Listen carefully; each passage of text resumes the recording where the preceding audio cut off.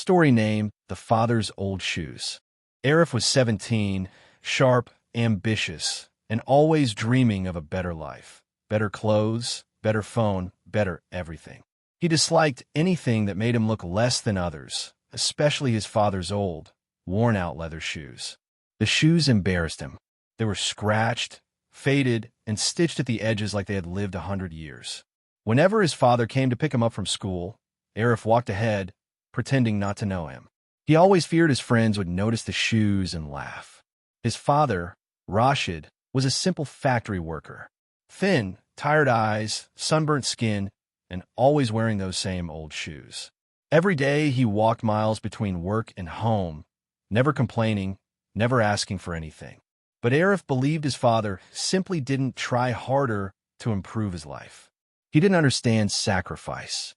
Not yet. On a winter morning, the school announced an annual festival. All students were asked to bring their parents for the award ceremony.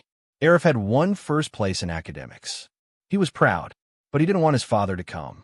Not with those shoes. Not with his worn shirt. Not with his tired, calloused hands. "Baba, you don't have to attend," Arif said carefully. His father paused.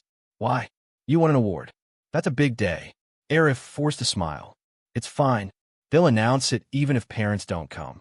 Rashid nodded slowly, hiding the disappointment in his eyes. "If that's what you want, Baba." That night, when Arif was asleep, Rashid quietly took out his old shoes and polished them with a piece of cloth. He didn't want to embarrass his son. He just wanted to look decent enough to stand beside him. The next afternoon, Arif overheard two classmates whispering. "Did you see Arif's father the other day? Those shoes look ancient. Bro, he needs new ones, seriously." They laughed. Arif felt his face burn with shame. "Why can't Baba buy new shoes? Why does he make my life harder?" he thought angrily. That evening, when his father returned from work, Arif noticed something. His father was walking with a slight limp. "Baba, what happened to your leg?" "Oh, nothing. Just a long day," Rashid said with a small smile and sat down to rest. But when he took off his old shoes, Arif noticed the soles were almost gone. Holes. Layers of fabric. The shoes had been protecting his father's feet long after they had died. He saw bandages wrapped around his father's toes, rubbing wounds from the worn-out soles. For the first time, a strange wave of guilt touched Arif's heart. One night, Arif woke up to a sound in the living room. He walked out quietly and saw his father bent over the table, stitching the shoes with a needle and thread. The same old shoes. Rashid's eyes were tired, but he worked with gentle care, sliding the needle through torn leather. It was past midnight. "Baba," Arif whispered from behind. Startled, Rashid looked up. "Oh, you're awake?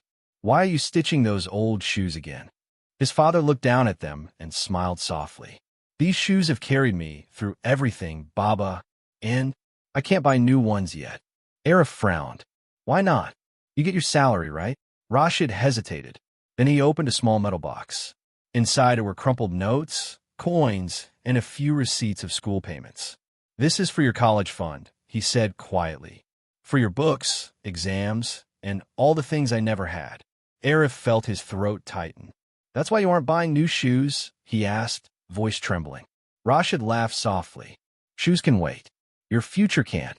Arif's eyes filled with tears he couldn't blink away. He stood there silently, watching his father gently sew the cracks of shoes while ignoring the cracks inside his own tired body. The festival day arrived. Arif walked to school alone, clutching his certificate folder. He kept thinking about his father's hands, the needle, the leather, the bandages, the sacrifice. When the award ceremony began, the teacher asked, "Where is your parent, Arif?" Arif stood frozen. Shame flooded him.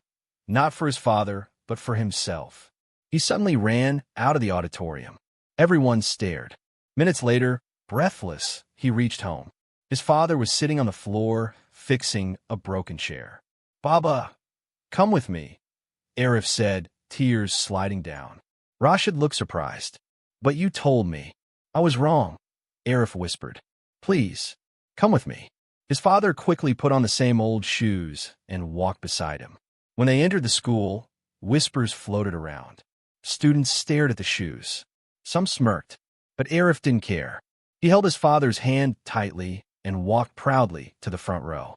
When his name was called, Arif took the trophy and immediately handed it to his father. "This belongs to him," Arif said loudly. "He sacrificed everything so I could stand here." The hall fell silent. His father's eyes filled, the first time Arif had seen him cry, not from pain, but from love. On the way home, Arif walked beside his father, matching his steps. He no longer looked at the shoes with embarrassment. He looked at them with respect.